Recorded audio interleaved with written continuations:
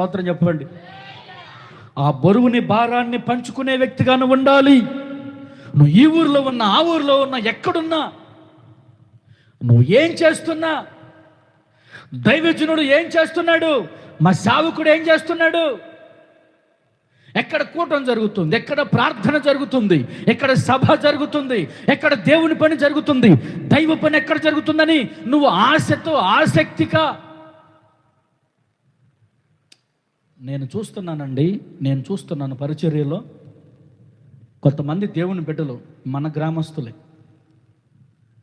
బయటికి వెళ్తున్నారు, కానీ ఎప్పుడెప్పుడు వచ్చేసేయాలా అని వాళ్ళకి ఆతృత అయిపోతుంది. ఎందుకంటే ఇక్కడ జరిగినట్లుగా ఆనందం ప్రార్థనలో ఉండేది బయట ఎక్కడ వాళ్ళకి దొరకట్లా, అనిపించట్లా. దేవుని స్తోత్రం చెప్పండి.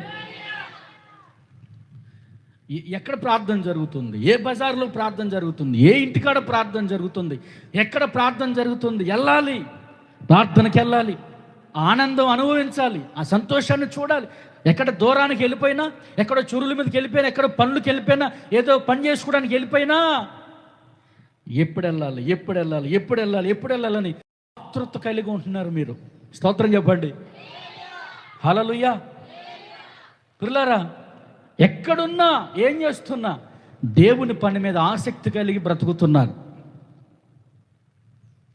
ఈరోజు ఉన్న ఈ ఆసక్తి రాబోతున్న రోజుల్లో మరి రెట్టింపై దినదిన పరివర్తమానము చెంది మహాశిఖరన్నట్లుగా మీ ఆశ నెరవేర్చబడి అది చక్కగా సఫలపరచబడును గాక.